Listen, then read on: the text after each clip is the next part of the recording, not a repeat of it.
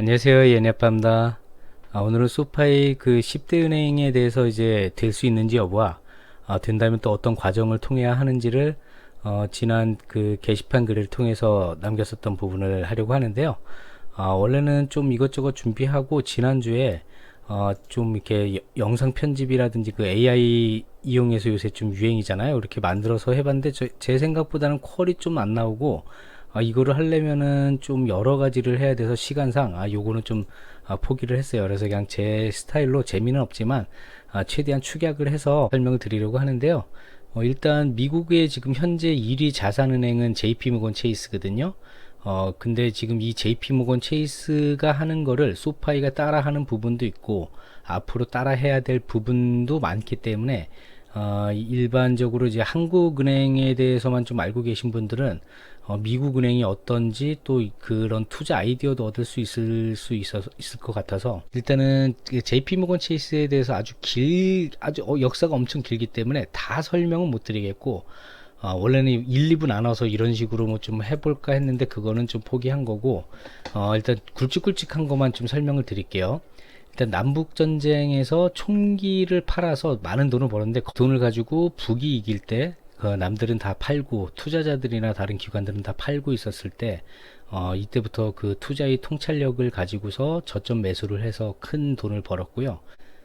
그 돈을 가지고 철도에 투자를 했는데 그 철도와 통신 사업이 함께 이걸 하면서 금 관련된 부분으로 이제 주식 투자나 이런 걸로 떼돈을 벌었는데 거의 사기에 가깝다고 생각을 하지만 그 시절에는 그랬을 밖에 없었을 거예요.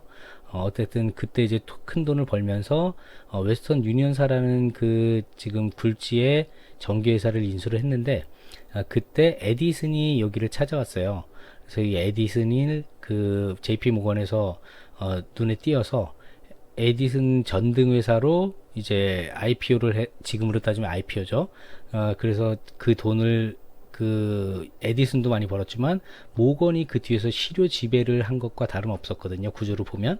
그래서 그때도 돈을 많이 벌고 그 뒤에 또 전화 사업, 벨이 전화를 개발을 했지만 에디슨이 실제 이제 쓰일 수 있게 만들어서 이제 돈이 많이 됐는데 요 즈음에 이제 또 그 전등 회사가 에디슨은 그 직류 쪽으로 고집을 했었고 다른 경쟁 회사는 교류 쪽으로 이제 치고 나오는 회사가 있었는데 그때 이제 JP 모건한테 에디슨은 팽당합니다. 뒤통수를 맞아서 GE를 만들면서 그 제너럴 일렉트릭 GE를 JP 모건이 만들면서는 에디슨은 이제 그 모건사 쪽에서는 이 이름이 자취를 감추게 되고요. 그 뒤에 또 제강산업도 이제 손을 대서 여러 군데 그 거의 대부분을 합병했을 거예요. 큰 회사들을. 그래서 US 스틸이라는 지금 현재 US 스틸이라는 회사를 만들어서 큰 돈을 벌었고, 그 뒤에 이제 1907년 금융공황 때도 이제 뭐 이때 일화들이 많은데 지금 현재의 연주는 이때 이제 이때를 대비해서 나타난 거고 JP 모건이 한 짓을 보고 거기서 착안을 한 아이디어들도 많거든요. 그래서 그때도 돈을 많이 벌고 이제 제대로 된 거는 이때 그 세계 대공황 때죠. 이때 JP 모건은 거의 만약에 지금 분해가 안 되고 계속 갔었으면 현재의 QQQ, SCHD, SPY 뭐 이런 것들이 다 합친 거를 JPM만 사면은 될 정도로 모든 기업들을 그 인수를 했거든요. 거의 이때 당시에 주식을 상장한 회사의 40% 물량 그 지분율이었으니까 거의 뭐 미국을 다 가지고 있었다고 봐도 무방할 정도였죠. 그 다음에 또 세계대전 뭐 이때 채권 우리나라 그 1990년대에 IMF 때의 또 채권으로 그러니까 JP모건은 인수와 채권, 뭐 투자 모든 부분에 대해서 이제 그 새로운 역사를 만들었기 때문에 그 이 부분을 통해서 소파이도 따라가야 될 부분들이 많이 있어요. 그래서 그 한 부분을 뒷부분에 설명드릴 건데요. 어쨌든 현재 지금 JP모건 체이스가 압도적인 1위거든요. 지금 2위하고도 좀 제법 차이가 나죠. 20% 정도 차이가 나는데 지금 현재로 지금 빌리언이니까 10억, 100억, 1000억, 조 3조 달러 이상을 가지고 있는 JP모건 체이스가 1위고 지금 그 뒤를 이어서 10위권이 지금 5천억 달러 정도를 가지고 있네요. 근데 지금 소파이가 현재 요거는 제가 지난 한 두세 번 정도 전 영상에서 다뤘을 때 저는 그때 그 패드에서 그 자료를 받아가지고 있는데 구독자분께서 그 위키피디아 거를 해가지고 순위가 100위권 아니다 이렇게 하셔가지고 지금 이번 거는 지금 위키피디아 거로 제가 자료를 준비했는데 근데 지금 패드에서 보면은 현재는 90이에요. 위키피디아는 98이고 어쨌든 이게 기본 조건 뭐 지주사냐 아니냐 막 그런 거에 따라서 왔다 갔다 하기 때문에 큰 의미는 두시지 않아도 되겠고요. 어쨌든 그때 이제 위키피디아 조건으로는 지금 190억으로 이제 표시됐을 때 98위였으니까 현재 지금 최근 분기에 이제 자산을 보면은 250억 달러가 넘잖아요. 그러면 대략적으로 보면 한 요 정도 되겠죠. 이 은행들이 가만히 있었다면 한 83, 4위 사이 정도가 지금 현재의 소파의 위치라고 보시면 되겠고요. 그 다음에 제가 요거는 뒷부분에 설명드려서 다시 보여드리고 그 다음에 예, 요거는 이제 소파이가 현재까지 이제 자산이 늘어난 것을 과정을 보면 이제 상장 이후에 그 첫 그 어닝 발표 때만 이제 한번 그 감소를 하고요. 그 뒤로는 소폭이든 큰 폭이든 계속 증가를 했거든요, 자산이. 그래서 지금 그 은행 되기 이전에도 10% 이상을 성장을 한 적이 있고요, 자산을. 그다음에 은행이 되고 나서는 당연히 30%대, 3%대, 25%대, 그러니까 요때부터 22년 3분기부터는 이제 어느 정도 자리를 잡아서 이제 꾸준하게 서서히 조금 그 감소되는 모습을 보이는데 지금 직전까지 따지면 13%거든요. 13% 정도 성장을 했는데 제가 이후 올해 말과 내년 정도를 다 10%로 예상을 하고 요거는 계산을 해서 집어넣은 그 내용들인데요.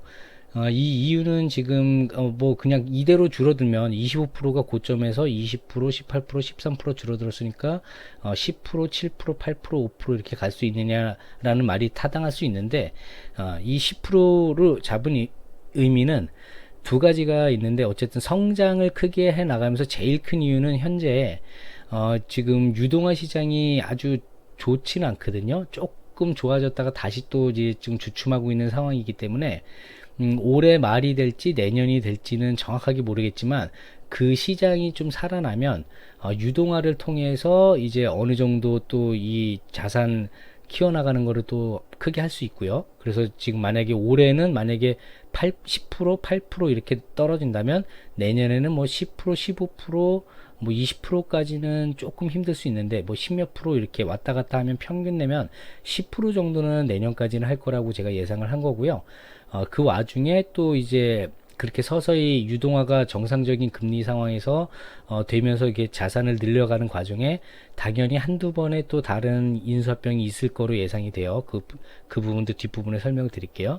그래서 내후년부터는 이제 10%까지는 힘들 거고 한 7, 8% 왔다 갔다 할 거예요. 5% 이하도 한두 번 있을 테고 근데 인수를 하면서 또 자산이 급격하게 커지는 부분이 있을 거기 때문에 평균적으로 7%로 제가 계산을 해서 이렇게 26년 데이터까지 만든 게 요 데이터거든요.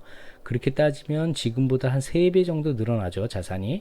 그러면은 70 그러니까 100만, 1000만억, 10억, 100억, 778억 대략 800억이 조금 안 되는데 그렇게 된다면은 지금 현재에서 보면은 요 정도 되겠죠? 요 정도 39위에서 42위 사이 요 정도가 지금 700억 달러 정도 수준의 은행들이거든요. 그러니까 한 2, 3년 안에 중위권 은행 50위권 이하 안쪽으로는 충분히 들어갈 가능성이 저는 크다고 보고요.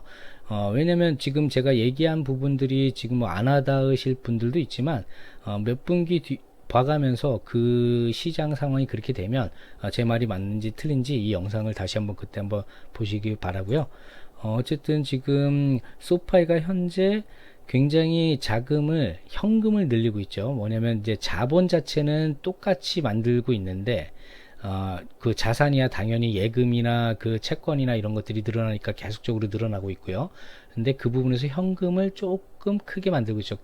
특별히 현금을 많이 가지고 있을 필요는 없는데 위기 상황이 아니니까요. 위기 상황은 지지난 분기죠. 3월, 4월 그때 사이가 아주 위기 상황이었는데 이는 뭐 위기를 대비한 걸 수도 있겠지만 제 예상에는 지금 곧 그 인수를 몇 분기 안에 또 한 군데를 하지 않을까 그런 추측을 하고 있거든요. 그 뒷부분에 조금 더 설명을 드릴게요.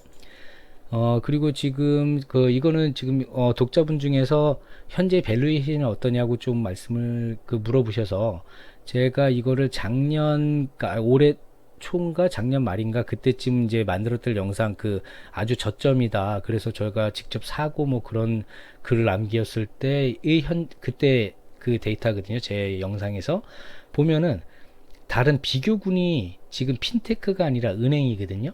은행보다 낮았어요. PB는 낮았고 그 다음에 프레세일도 지금 거의 비슷하거나 뭐 그 정도 수준이었는데 그때가 최저점에 가까웠죠. 그리고 근데 현재는 지금 당연히 이거는 작년이 아니라 한 2021년 정도 그 상장 후에 이제 최고점을 달렸을 때는 이게 10 몇 이렇게 뭐 20, 30 이 정도까지 고평가였어요. 근데 주가는 그때보다 낮아졌지만 밸류에이션은 굉장히 낮아져 있는 상태죠. 그때보다. 왜냐하면 돈을 많이 벌고 자산도 커졌기 때문에. 그래서 지금 은행과의 비교로 이렇게 평가가 나쁘게 표시되는 거지 저는 이게 절대 높지 않다고 생각을 하거든요. 왜냐하면 다른 분야들이 많기 때문에. 그래서 요거는 지금 시장 상황에 따라서 이제 크게 왔다 갔다 하기 때문에 제 의견보다는 시장 상황이 좀 더 좋아지면 당연히 더 고평가. 요게 PB가 2대까지도 올라간다면은 거의 2배 가까이 되는 거잖아요. 그러면은 대략적으로 지금 한 13불, 15불 요 정도를 가게 될 거고요. 그래서 그거는 현재 제 기준은 저는 지금 아직 그 시장 상황이 어렵다고 생각을 하거든요. 그래서 지금 소파이가 좀 떨어진다면 7달러 대까지는 갈 거로 지금 저는 추측을 하고 그거에 그 대응을 하려고 준비 중입니다. 그래서 지난번에 9달러 넘어갔을 때 좀 팔았었는 거를 지금 저는 7달러대를 보고 있는데 그게 안 온다면 더 올라가더라도 저는 또 추매를 할 예정이거든요. 근데 제가 이제 그때 요 영상 작년 영상 때가 요 저점이었거든요. 그때 한번 사고 어닝 플레이도 한번 했었죠. 그래서 지금 여기서 반 팔고 반은 남겨서 장기 계좌로 지금 또 가지고 있는 거고. 이걸 왜 보여드리냐면 뭐 오래된 구독자분이나 뭐 계속 보시는 분은 모르겠는데 대부분인 절반 이상 분들이 그냥 가끔 보고 이렇게 좀 딴지를 거시듯이 좀 12조로 얘기를 하시는 분이 있어요. 지금 소파이가 지금 더 난데 왜 그거를 사냐. 업스타트 제가 뭐 추매를 했을 때라든지 그럴 때요. 저는 소파이를 저점 때 거의 작년부터 올해 초까지 해서 제일 많이 산 게 소파이거든요.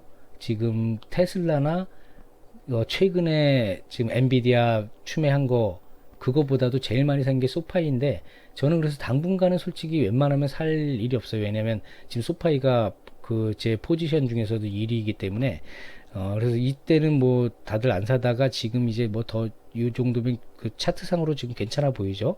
근데 지금 저는 그거보다 거시경제라든지 그런 거를 좀 더 조심히 좀 다루려고 하는 부분이 있어서 저는 좀 지켜만 보고 있는 거고. 그리고 이 그래프는 제가 뭘 말씀드리고 싶냐면은 제가 뭐 4.6달러 정도에 뭐 샀다 뭐 이거 그러니까 제가 저는 계속 남기잖아요. 그래서 이게 또 나중에 유튜브에서 검열이 될지 안 될지 이거는 뭐 나중에 따로 빼든지 그래야 될지도 모르겠는데 어쨌든 그때 4.6달러에 사고 그 다음에 올해 또 초에 실리콘밸리 엄청 난리 났을 때도 또 추매하고 또 하고 그러니까 4달러 5달러대에서 많이 사는데 그거를 솔직히 저점을 잡으려고 엄청 노력을 하시는 분들이 많은데 그 즈음에서 내가 산 주식이 미래가 어느 정도 보이고 현재 어느 정도 잘 하고 있고 믿음이 간다고 하면 그냥 그 즈음에서 사는 게 제일 낫다고 생각하는 게 아무리 저점 제일 잘 찍어봤자 10% 차이도 안 나거든요.